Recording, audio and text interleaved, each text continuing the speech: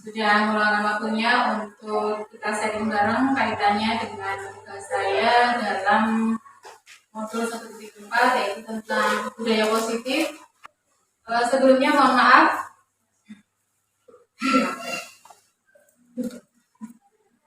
Terima kasih sekali nih Ustaz Ima sudah memberikan waktu, memberikan tempat, sarana-sarana sehingga menunjang kelancaran saya dalam tugas CKP ini.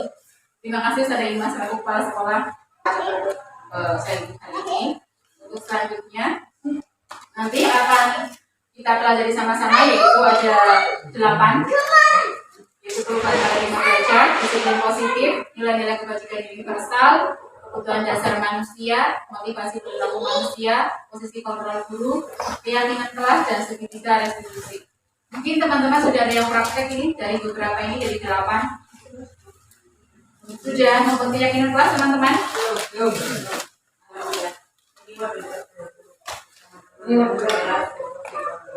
Alhamdulillah saya tadi kebetulan di kelas, jadi saya langsung praktek membuat keyakinan kelas. Saya manfaatkan itu di kelas untuk membuat keyakinan kelas dengan murid baru yang sebenarnya masih kurang kondusif. Ya, nanti kita akan bersama-sama mendalami tentang 8 hari ini, yaitu tentang budaya positif. Untuk selanjutnya, yang pertama yaitu pembelajaran dengan paradigma baru. Pembelajaran dengan paradigma baru dirancang berdasarkan prinsip pembelajaran yang berdiferensiasi sehingga setiap siswa belajar sesuai dengan kebutuhan dari tahap perkembangannya untuk mewujudkan profil belajar Pancasila. Dan teman-teman mungkin sudah tidak asing lagi dengan bahasa berdiferensiasi ya teman-teman. Sudah familiar ya teman-teman? Berdiferensiasi. Dan juga tentang profil belajar Pancasila ya. Insya Allah teman-teman sudah tahu dan sudah familiar. Selanjutnya, pembelajaran dengan paradigma baru ini adalah miskonsepsi tentang teori kontrol. Ilusi guru mengontrol murid. Jadi diibaratkan yang belakang itu guru ya, yang bukan murid. Jadi seperti apa ya, boneka yang berputar kita mengontrol murid. Ilusi bahwa guru mengontrol murid. Ilusi bahwa semua penguatan positif efektif dan bermanfaat. Ilusi bahwa kritik dan membuat rasa bersalah mampu menguatkan karakter. Dan ilusi bahwa orang dewasa berhak memaksa. Itu ada beberapa ilusi kita. Selanjutnya, ini pembelajaran dengan paradigma baru. Jadi ada 2 teori di sini, teori stimulus respon dan teori kontrol. Kalau di stimulus respon, realitas kebutuhan kita sama. Tapi kalau di teori kontrol, kebutuhan kita berbeda. Artinya semua orang melihat hal yang sama. Di kontrolnya, setiap orang memiliki gambaran berbeda. Selanjutnya kita mencoba mengubah agar orang berpandangan sama dengan kita, namun di teori kontrolnya kita berusaha memahami pandangan orang lain tentang dunia. Perilaku buruk dilihat sebagai suatu kesalahan. Di teori kontrol, semua perilaku memiliki tujuan. Walaupun itu perilaku yang salah menurut kita. Terus orang lain bisa mengontrol saya. Tapi menurut teori kontrol, hanya Anda yang bisa mengontrol diri Anda. Saya bisa mengontrol orang lain. Anda tidak bisa mengontrol orang lain. Pemaksaan aja pada saat wujudan gagal, kolaborasi dan konsensus menciptakan pilihan-pilihan baru. Model berpikir menang kalah, sedangkan menurut teori kontrol, pikirnya menang-menang. Jadi nggak ada yang dikalahkan. Seperti halnya kalau kita di sekolahan, nggak ada yang dikalahkan. Keluarga nggak dikalahkan, sekolah juga nggak dikalahkan. Jadi sama-sama menang. Keluarga menang, sekolah juga menang. Bagaimana kita bisa mengakui? Selanjutnya, disiplin positif. Dalam budaya kita memaknai disiplin menjadi sesuatu yang dilakukan seseorang pada orang lain untuk mendapatkan kepatuhan, dan kita cenderung menghubungkan kata disiplin dengan ketidaknyamanan. Ya nggak usah lah. Ya teman-teman ya, disiplin kesannya itu dipaksa gitu ya, aturan karena tidak sesuai dengan hati nurani kita. Terus sebagai pendidik, tujuan kita adalah menciptakan anak-anak yang memiliki disiplin diri sehingga bisa berperilaku dengan mengacu pada nilai-nilai kebajikan universal dan memiliki motivasi intrinsik bukan ekstrinsik. Jadi motivasinya dari dalam diri bukan dari luar.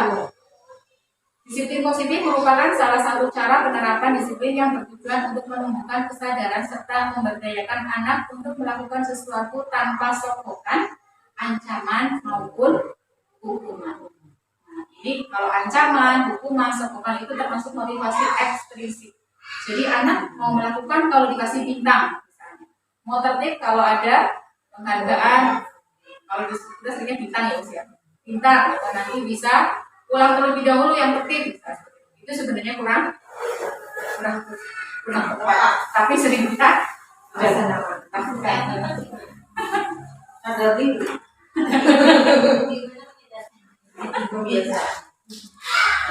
Lanjut nilai-nilai kebajikan.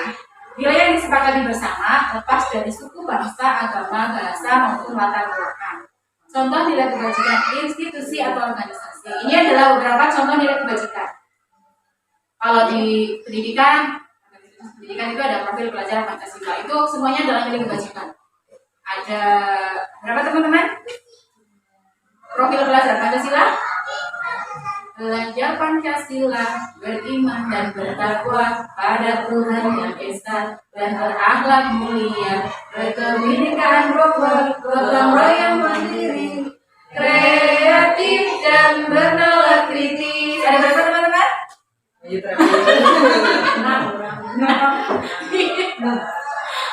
Ini lagi apa enggak? Yes. Tadi dihitung ya coba. Belajar Pancasila, beriman dan bertakwa pada Tuhan Yang Esa dan berakhlak mulia, berkebinekaan global, gotong royong mandiri, kreatif dan bernalar kritis. Ya ada 6 teman-teman. Ya, itu ada 6 topik pelajaran Pancasila. Selanjutnya ini dari beberapa juga ada itu nilai kebajikan dari Mariers, program ada toleransi, rasa hormat, integritas, mandiri, menghargai, empati, dan lain-lain. Oke, jadi saya lanjutkan lagi. Ini sekarang selanjutnya tentang kebutuhan dasar manusia. Bahwa seluruh tindakan manusia memiliki tujuan tertentu. Semua yang kita lakukan adalah usaha terbaik kita untuk mendapatkan apa yang kita inginkan. Ketika kita mendapatkan apa yang kita inginkan, sebetulnya saat itu kita sedang memenuhi kebutuhan dasar kita. Itu ada 5 kebutuhan dasar: bertahan hidup, kasih sayang dan rasa diterima, kebebasan, kesenangan, kekuasaan, dan di sini akan lebih dirinci. Untuk bertahan hidup itu ada makanan, pakaian, tempat tinggal, keamanan, kesehatan. Terus kasih sayang dan rasa diterima, dipedulikan, berbagi, kerjasama, diberikan dalam penguasaan, ada harga diri, keinginan untuk dianggap, memimpin, berprestasi, diakui, didengar, kebebasan, mandiri, memiliki pilihan, mencoba hal baru, kesenangan juga ada bermain, humor, antusiasme, tertawa. Ketika anak-anak kita mengajak kita untuk bermain, itu adalah anak-anak sedang memenuhi kebutuhan dasarnya, yaitu untuk kesenangan. Jadi anak-anak ingin kesenangan, jadi mengajak dunia untuk bermain. Atau misalnya ada anak yang melakukan sesuatu yang sebenarnya itu perbuatan yang salah atau melanggar. Selanjutnya motivasi perilaku manusia. Motivasi merupakan dorongan yang timbul pada diri seseorang secara sadar atau tidak sadar. Dan motivasi ini adalah melakukan suatu tindakan dengan tujuan tertentu. Dan di sini ada 3 motivasi ya. Yang pertama yaitu menghindari ketidaknyamanan dan hukuman. Ini murid melakukan disiplin karena takut dihukum dan merupakan motivasi ekstrinsik. Ini motivasinya dari luar. Aku dihukum, jadi saya tertib, disiplin. Nah, itu masih terjadi ya, Us. Yang kedua, mendapatkan imbalan atau penghargaan dari orang lain. Nah, ini juga di sini kita praktekkan. Murid melakukan disiplin diri karena ingin mendapat imbalan dan ini juga merupakan motivasi ekstrinsik. Aku tertib, komen aku sudah dibayi permen. Mencoba uli, bintang, misalnya seperti itu. Terus yang ketiga, menghargai nilai-nilai kebajikan diri sendiri. Murid melakukan disiplin diri karena sadar akan nilai kebajikan dirinya. Ini merupakan motivasi intrinsik. Ini adalah motivasi yang diharapkan ada dalam diri setiap murid, juga guru. Jadi dari dalam, keinginan dari dalam, bukan karena sesuatu dari luar. Konsep disiplin dengan identitas gagal. Ini disiplin dengan identitas gagal karena hukuman dan penghargaan. Ternyata penghargaan itu adalah disiplin yang tidak sukses. gagal, tidak baik juga untuk anak. Karena itu sifatnya eksplisit ya dari luar. Jadi anak mau karena kalau hukuman itu sifatnya menyakitkan, tidak nyaman, murid jadi takut, memaksa murid menyembunyikan kesalahan. Membuli kadang ya, padahal misalnya habis dibit teman tapi ngakunya enggak. Terus murid menjadi rendah diri. Ada yang kadang-kadang anaknya jadi rendah diri, menilai dan menarik diri. Terus efek dari penghargaan itu tidak efektif, merusak hubungan. Ada sifat iri, kadang satu mendapat bintang, yang lain juga kepengen mendapat bintang, jadi malah seperti itu ya. Terus mematikan kreativitas ternyata. Penghargaan itu bisa mematikan kreativitas anak, padahal anak bisa mencapai lebih dari itu sebenarnya. Tapi karena penghargaan malah itu mematikan kreativitas anak. Dan penghargaan itu merampas hak menghargai itu. Dan karena misalnya penghargaan itu ada anak yang sebenarnya bisa, tapi karena sesuatu jadi dia merasa nanti saya nggak pintar, nggak bisa karena saya nggak mendapatkan bintang. Jadi dalam pikirannya yang bisa mendapatkan bintang itu adalah yang hebat. Konsep disiplin dengan identitas sukses, yaitu melalui konsekuensi dan restitusi. Ya, ini efeknya konsekuensi itu penguatan jangka pendek, perlu monitoring dan kelanjutan. Stimulus respon, murid menghormati peraturan dan kehilangan waktu untuk memenuhi kesalahannya. Selanjutnya restitusi, murid bertanggung jawab atas perilakunya, fokus pada pemecahan masalah jangka panjang, dan murid menghormati dirinya dan orang lain. Jika dirinya memegang kontrol, jadi dirinya sendiri yang memegang kontrol. Murid bersemangat memperbaiki kesalahan. Ini baru masuk yang sukses, disiplin yang sukses. Nanti itu akan malah menjadikan anak itu sukses, bukan anak yang gagal. Ciri-cirinya bukan menebus kesalahan, tapi belajar dari kesalahan. Memperbaiki lingkungan, tawaran bukan paksaan. Menuntun untuk melihat ke dalam diri, mencari kebutuhan dasar yang mendasari tindakan, fokus pada karakter, bukan tindakan menguatkan, dan fokus pada solusi. Lanjut ke 5, posisi kontrol. Nih, kita sama-sama merasa, coba kita introspeksi nih. Kita berada di posisi yang mana?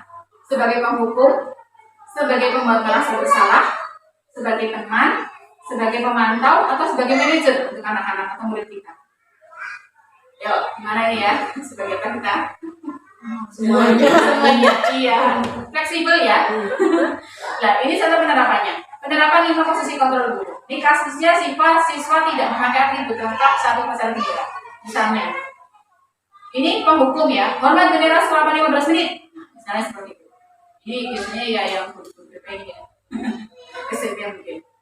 Selanjutnya, harus berapa kali itu memberitahu kamu? Kamu selalu saja mengulangi kesalahan kamu. Ini sebagai posisi kontrol membuat merasa bersalah. Jadi anak jadi merasa bersalah. Selanjutnya, ayo dong ikuti aturan sekolah. Tolong bantu kali ini ya. Sudah tidak apa-apa. Lain kali jangan sampai datang lagi ya. Kelihatan banget bahasanya sebagai teman. Jadi surat apa? Itu kasih bilang ya, gitu ya. Terus kamu sudah melanggar peraturan sekolah. Kamu tahu konsekuensinya. Setelah upacara, kamu beli atributnya ke koperasi dan jangan dilewat. Nah, itu sebagai pemantau. Jadi ada konsekuensinya. Selanjutnya yang posisi yang ideal. Posisi ideal, posisi kontrol ideal seorang guru adalah sebagai manajer. Nah, apakah kamu tahu kesalahanmu?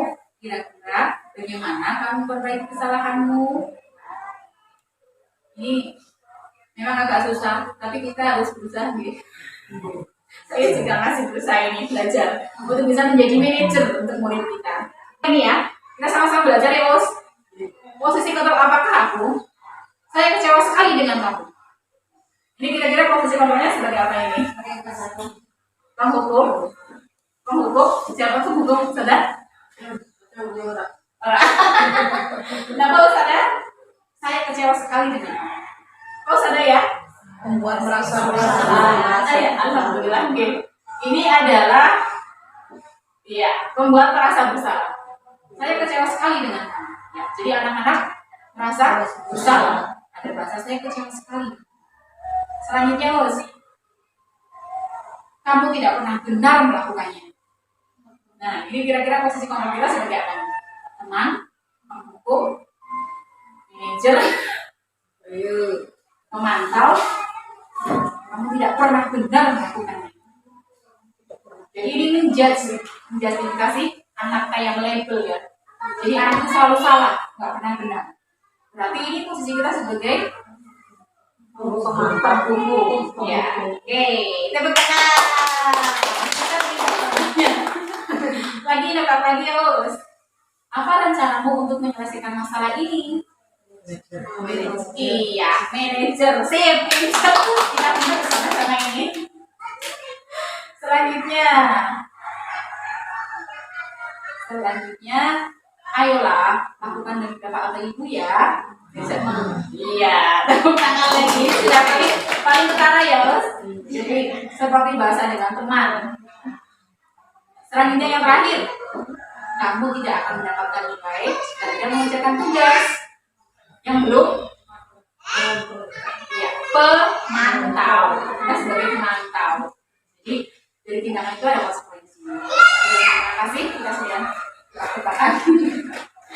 Selanjutnya tentang keyakinan kelas. Mengapa keyakinan kelas? Mengapa bukan peraturan kelas? Kalau peraturan kan biasanya hanya satu arah dari guru saja. Tapi kalau kesepakatan dan keyakinan itu biasanya dua arah. Jadi ada dari murid dari guru juga. Jadi ada masukan dari murid. Jadi bersama-sama menciptakan satu aturan yang menjadi keyakinan kelas dan menggunakan bahasa yang positif. Itu kalau keyakinan kelas. Ini pendidikan keyakinan kelas. Ini bersifat abstrak, berupa pernyataan universal, itu adalah pernyataan positif. Sedikit saja agar mudah diingat, sesuai dengan kondisi kelas dan sekolah sehingga mudah diterapkan, dan semua warga sekolah atau warga kelas dilibatkan saat membuat keyakinan kelas. Ini keyakinan kelas sama dengan kesepakatan. Jadi semua dilibatkan, bahasanya sebagai singkat sederhana, terus pernyataannya positif, pernyataan sesuai dengan sekolah atau kelas. Selanjutnya segitiga restitusi, yaitu suatu proses dialog yang dijalankan oleh guru agar dapat menghasilkan murid yang mandiri. Ini tentunya salah-salah semangat ya, dan bertanggung jawab. Dan ini adalah tahapan dari segitiga restitusi ya, ada 3. Dari menstabilkan identitas yang pertama, terus validasi tindakan yang salah, dan yang ketiga itu menanyakan keyakinan. Jadi sebelum praktek segitiga restitusi kita sudah membuat keyakinan kelas dulu, lalu praktek segitiga restitusi sudah ada kasus di kelas. Nah ini penjabaran dari ketiga segitiga restitusi tahapannya menstabilkan identitas. Ini berdasarkan prinsip membuat kesalahan adalah bagian dari proses pembelajaran. Salah itu adalah proses belajar, teman-teman. Dan ini berbuat kesalahan itu wajar, tidak ada manusia yang sempurna. Dan ibu atau bapak juga pernah melakukan kesalahan seperti kita. Jadi ya wajar gitu kalau ada anak-anak yang kesalahan itu wajar. Ibu atau bapak tidak mencari siapa yang salah, tapi ingin mencari solusi dari masalah. Kamu benar merasa.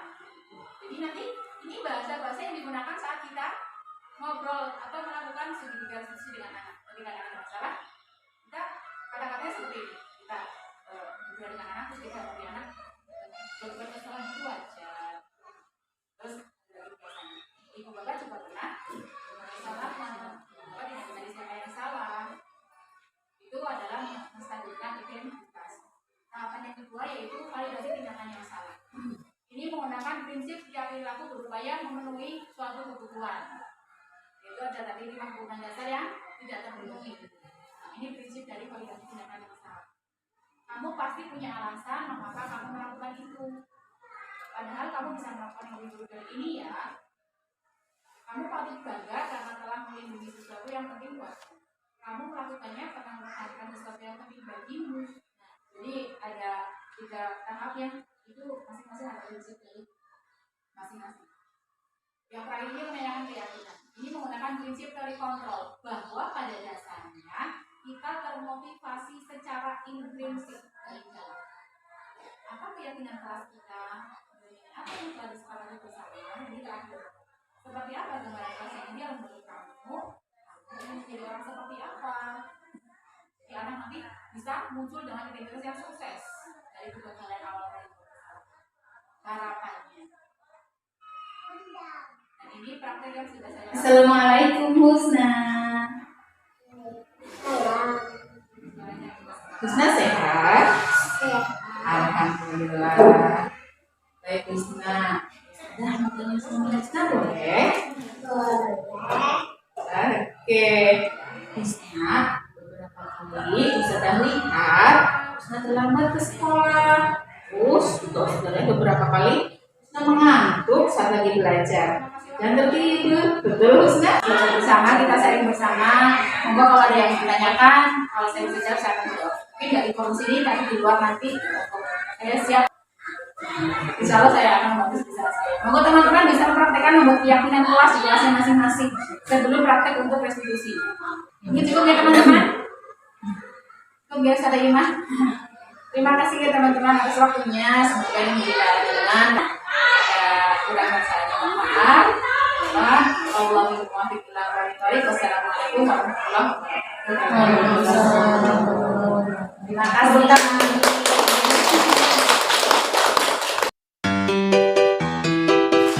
Sebut anak soleh. Aku anak soleh. Rajin sholat, rajin ngaji. Orang tua dihormati. Kita Islam sampai mati. La ilaha illallah Muhammadur Rasulullah. Yeay. Dabung fokus.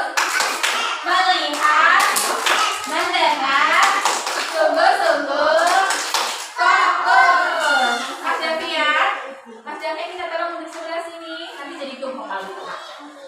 Sudah pintar semuanya hebat. Dabung hebat.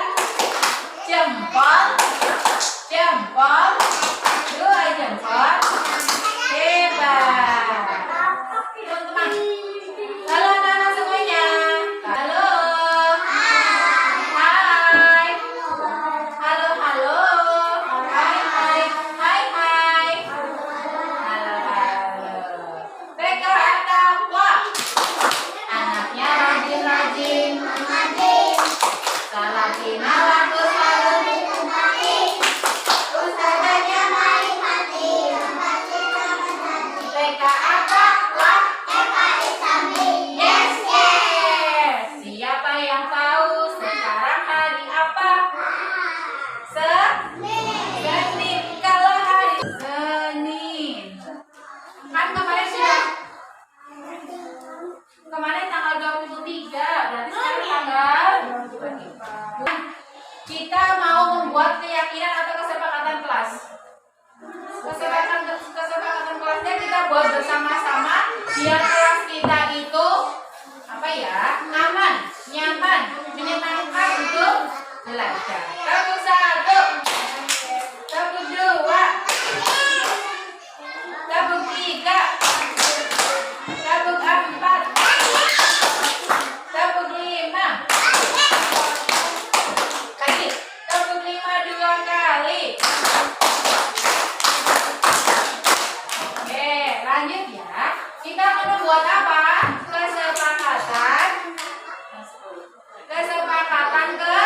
Nah, jadi biar kelas kita itu nyaman buat semuanya. Yang masih ditunggu nanti jadi nggak ditunggu. Yang belum mandiri nanti jadi mandiri. Yang belum tertib jadi nanti jadi tertib. Ya, kita buat kesepakatan kelas nanti jadi keyakinan kelas ya. Keyakinan kelas. Keyakinan kelas itu sebenarnya sama dengan kesepakatan atau aturan kelas. Cuma kalau keyakinan dan kesepakatan itu kita buatnya bersama-sama. Nanti Ustazah minta ide kalian, masukan dari kalian, pendapat kalian. Keyakinan kelas B1. Coba ada ide nggak teman-teman? Siapa yang mau membantu Ustazah? Coba kalian ada ide nggak? Biar kelas kita nyaman untuk belajar, semuanya senang dan nggak takut, semuanya bahagia. Kira-kira apa ya keyakinan kelasnya? Apa idenya? Apa idenya? Ada yang punya ide? Oh, membantu sapu-sapu, berarti menjaga kebersihan kelas ya? Oke, keren. Mas siapa? Mas Abi ya? Abi keren sekali teman-teman, menjaga kebersihan kelas. Masya Allah, keren sekali Abi. Ada lagi ide? Apa yuk? Dan apa lagi yuk? Biar kelas kita nyaman yuk. Ada yang punya ide? Punya kenapa sayang? Oh, bukunya ada tulisannya. Boleh dijelaskan lagi kok sadar maksudnya Mas Izar ya? Apa yuk, Bi? Apa? Oh, beres-beres. Iya, pinter. Beres-beres. Boleh nanti ditambahin lagi deh gambarnya. Beres-beres. Ya, terus apa lagi yuk? Mengepel. Boleh lah nanti dirangkum sama Sada. Mengepel. Terus apa lagi? Ayo anak putri yang di sana ada ide? Menyapu. Iya, apa bagusnya? Membersihkan sarang laba-laba. Ada sarang laba-labanya nggak ya? Oke, sudah tulis. Nggak apa-apa, bagus. Punya ide bagus. Membersihkan sarang laba-laba. Ada sarang laba-labanya nggak di sini? Rumah tawon. Aduh, ada rumah tawon juga. Sarang laba-laba. Apalagi teman-teman, anak putri dong. Ini pintar Farhan, membereskan mainan. Keren Farhan. Ya? Manusia apa? Baju siapa? Ah, baju kamu. Membereskan mainan. Terima kasih Farhan. Terus yang lainnya apa lagi? Oke. Kalau kau suka hati panggil Khalid. Kalau kau suka hati panggil Ainun. Iya. Oke, lanjut lagi ya. Mas Abi, boleh duduk sebelah sini, Bi? Iya. Tadi Mas Abi sudah memberikan pendapat, idenya, masukan. Bagus Sada, terima kasih. Mas Farhan juga. Terus ada siapa lagi tadi ya? Mbak Aziza, ya. Yang lain yang sebelah sana. Minta idenya Sada dong. Meminta izin jika ingin keluar kelas. Misalnya, Ustazah aku mau pipis, Ustazah aku mau jadi harus minta izin dulu ya. Sepakat ya, coba ya ditulis ya. Meminta izin bila keluar kelas.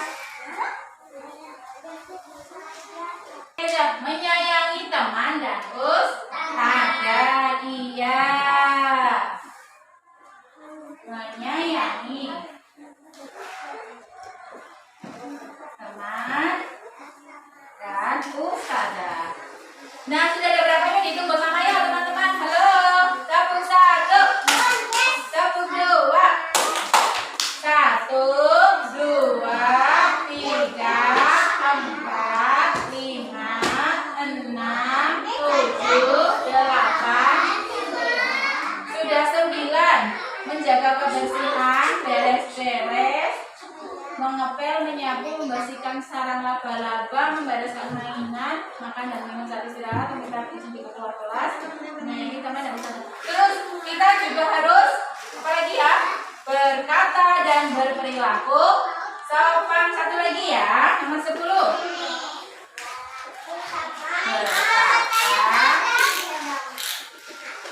Berkata dan berperilaku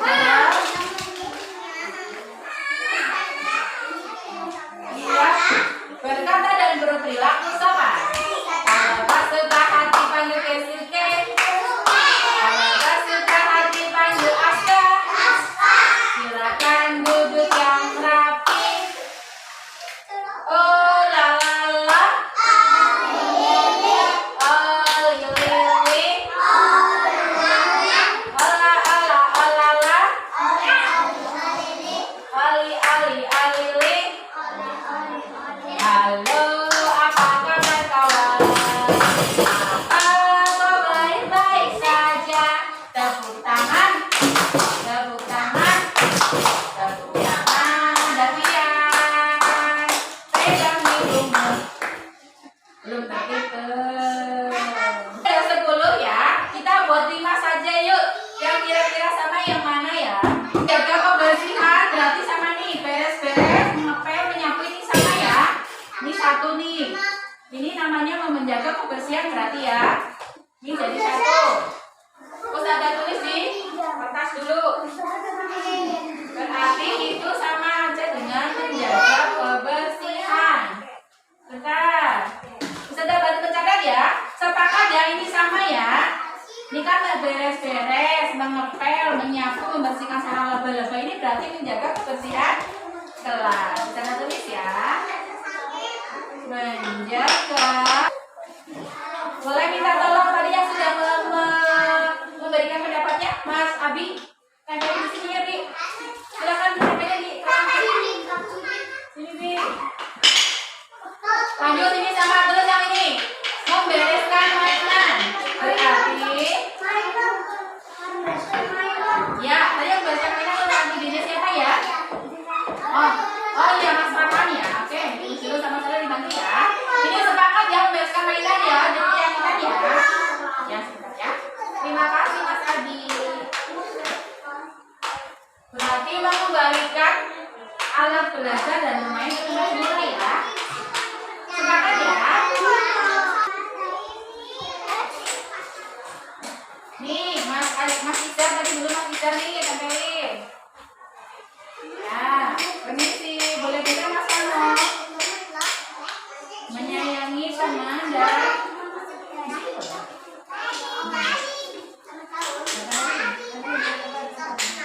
silakan duduk di kafe, duduk yang rapi, duduk yang rapi. Jadi ini tempelin, kamu tadi memberikan dedikasi dia. Bantu saja. Bahas saja, boleh kamu menjabarkan sini. Satu lagi atau dua lagi ya. Salah.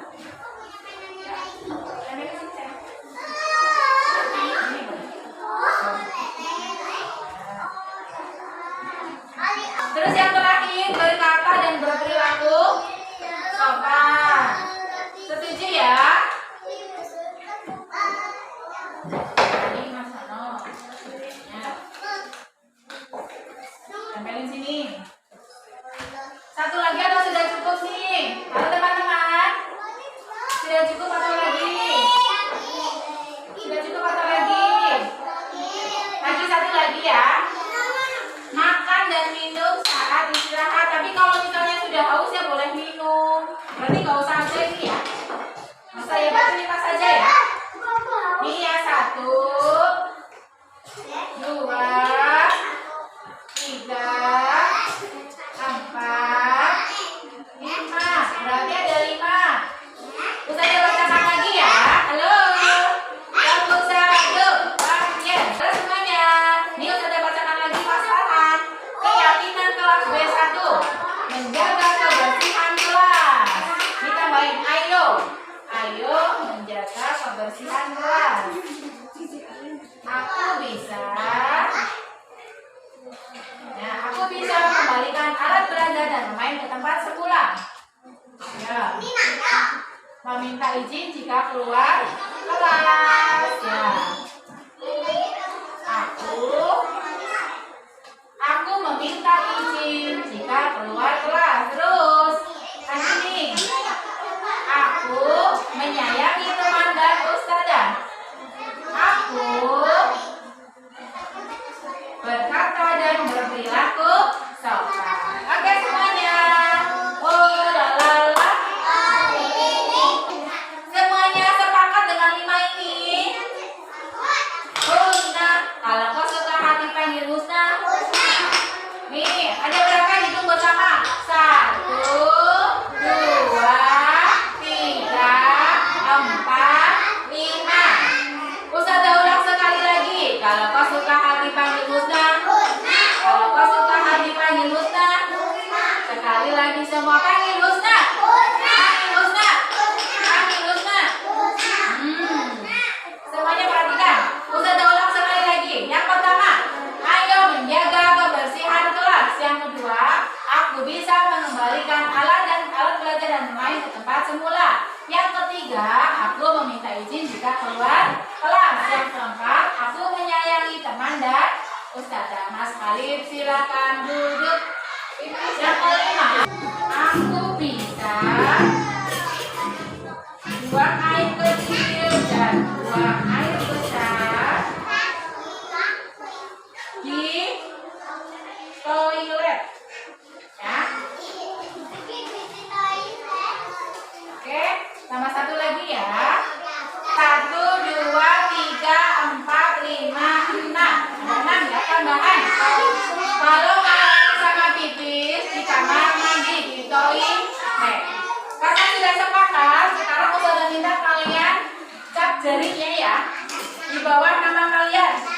Coba sekalian Mas Fatal sini kan, dan simbolnya kan. Namanya, gambarnya Fatal mana kan? Ya, distemper. Oke, Mas Iza sini. Yang lain duduk dulu kalau dipanggil ke sana ya. Mas Khalid boleh duduk dulu. Nanti dipanggil. Simbolnya mana? Oke, silakan duduk. Mas Pano, simbolnya mana no? Mana? Yang nggak tahu jadinya. Yang Mas Al, siapa? Ian.